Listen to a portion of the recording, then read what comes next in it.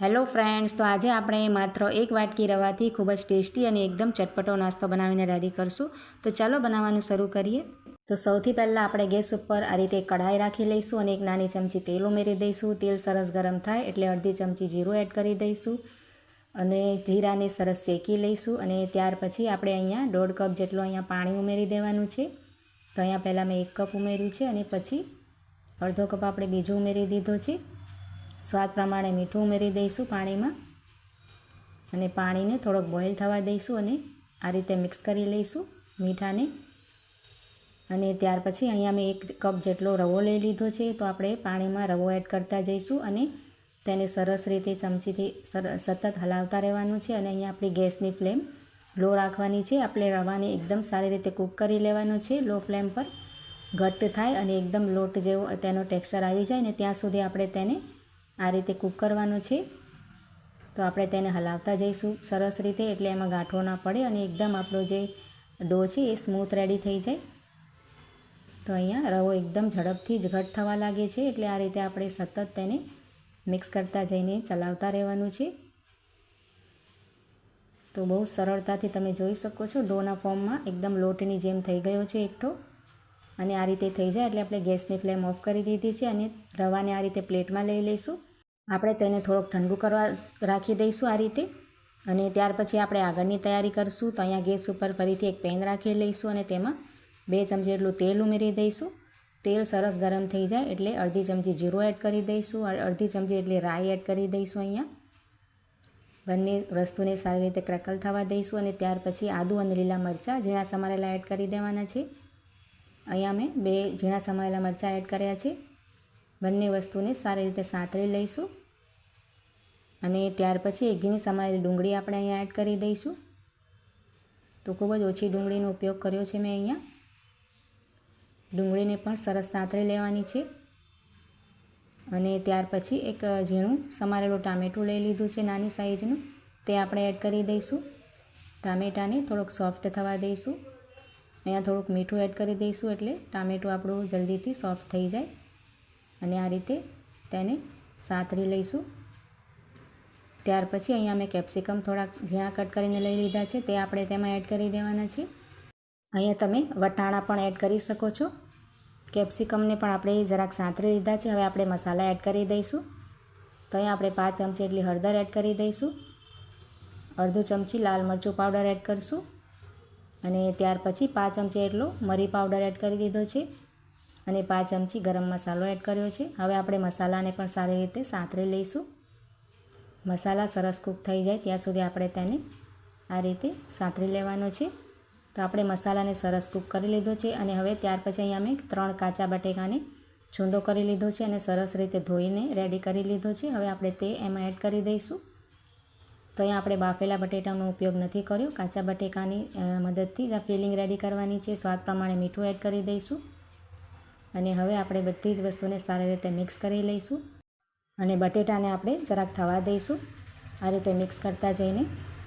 તો ખૂબ જ જલ્દીથી આપણે ગ્રેટ કરેલા છે એટલે ખૂબ જ જલ્દીથી સોફ્ટ થઈ જાય છે.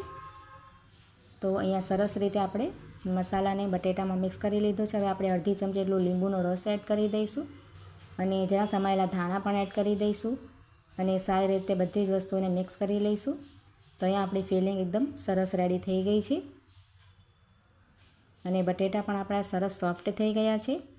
તો અહીંયા આપણે ગેસની ફ્લેમ ઓફ કરી દેવાની છે અને ફિલિંગને આપણે ઠંડી થવા દઈશું અને ત્યાર સુધી આપણે અહીંયા આપણે રવાને ચેક કરી લઈશું. તો રવો આપણો વધારે ઠંડો નથી કરવાનો, હલકો ગરમ રહે ત્યારે જ આપણે આ રીતે મસળી લઈશું રવાને, એટલે એમાં ગાંઠો ના પડે અને સરસ સ્મૂથ આપણે હાથને ગ્રીસ કરીને આ રીતે તેને સ્મૂથ કરી લેવાનો છે લોટની જેમ જ. અને ત્યાર પછી તેમાંથી આપણે લુવા બનાવી લઈશું. તેના મોટા મોટા અહીંયા આપણે 3 લુવા બનાવી લેવાના છે. તો અહીંયા મેં તેને 3 ભાગમાં આ રીતે ડિવાઈડ કરી લીધા છે અને હવે આપણે મોટા જ આ રીતે તેને લુવા રાખવાના છે. અને ત્યાર પછી આપણે આ રીતે આપણે બોર્ડ ઉપર કોરો લોટ એડ કરી દઈશું અને આપણે તેની રોટલી વણી લેવાની છે. તો ખૂબ જ સરળતાથી થઈ જાય છે. આપણે આ રીતે વણી લઈશું. રોટલીની જેમ જ આપણે પાતળી વણવાની છે, જાડી વધારે નથી વણવાની. ખૂબ જ સરળતાથી વણાઈ જાય છે. આપણે આ રીતે થોડાક હળવા હાથે વણશું તો એકદમ આસાનીથી વણાઈ જાય છે રોટલીની જેમ. તો અહીંયા મોટી રોટલી આપણે વણીને રેડી કરી લીધી છે. આ રીતે આપણે તેની એકદમ પાતળી વણી છે, તમે જોઈ શકો છો, વધારે જાડી નથી રાખી. અને હવે આપણે તેને કટ કરવાની છે આ રીતે, એટલે તેને સ્ક્વેર શેપમાં રેડી કરશું. એની જે કિનારી છે તેને કટ કરી લઈશું અને એક મોટો સ્ક્વેર રેડી કરી લઈશું. અને ત્યાર પછી આપણે વચ્ચેથી બંને બાજુથી કટ કરવાના છે. નાના નાના આપણે ચોરસ તેના શેપ આ રીતે રેડી કરવાના છે.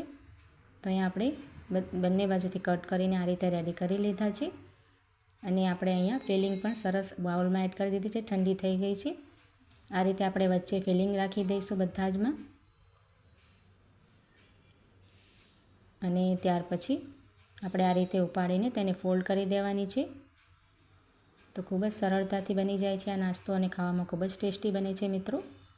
એકદમ નવો જ નાસ્તો છે. હવે હાથથી આપણે બધી જ કિનારીને આ રીતે સરખી કરી લઈશું, એટલે શેપ આપી દઈશું સરસ. બનાવવામાં ખૂબ જ સરળ છે અને ખાવામાં એકદમ ટેસ્ટી બને છે.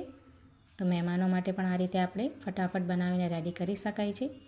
આ જ રીતે આપણે બીજો પીસ પણ તેનો રેડી કરી લઈશું. તમે જોઈ શકો છો એ જ રીતે આપણે આ રીતે પ્રેસ કરી દેવાની છે. અહીંયા આપણે પાણી કે કંઈ પણ લગાવવાની જરૂર નથી, કેમ કે સોજી છે, રવો છે, એટલે ખૂબ જ આસાનીથી આ રીતે ચીપકી જાય છે. થોડોક પ્રેસ કરી લઈને બધી જ એની કિનારી સરખી કરી લઈશું આપણે.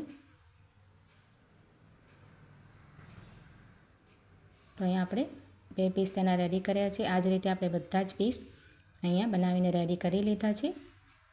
હવે આપણે તેને સાઈડ પર રાખીશું અને બીજી તેના માટે આપણે એક બેટર બનાવીને રેડી કરી લેવાનું છે. તો તેના માટે આપણે એક બાઉલ લીધો છે, તેમાં આપણે અડધો કપ જેટલો મેદો લઈ લીધો છે. તમે અહીંયા ઘઉંનો લોટ પણ લઈ શકો છો. સ્વાદ પ્રમાણે મીઠું એડ કરશું, અડધી ચમચી જેટલા ચીલી ફ્લેક્સ એડ કરશું અને ઝીણા સમારેલા ધાણા એડ કરશું. તેનાથી ખૂબ જ સરસ લુક આવે છે. 5 ચમચી અજમાને આ રીતે ક્રશ કરીને એડ કરી દઈશું, એટલે ઉપરનું પડ એનું એકદમ ક્રિસ્પી બનશે મેદાથી અને ખૂબ જ ટેસ્ટી લાગે છે. ઘઉંના લોટથી પણ સરસ બને છે, તમે ઘઉંના લોટથી પણ બનાવી શકો છો. હવે પાણી ઉમેરીને તેનું એક ખીરું બનાવી લઈશું આપણે. મીડિયમ થીક રાખશું, પાણી થોડું થોડું ઉમેરશું એટલે ગાંઠો ના પડે. પહેલાં તેને સારી રીતે બધી જ આ રીતે મિક્સ કરી લઈશું. પછી આપણે આ રીતે તેની થિકનેસ રાખવાની છે.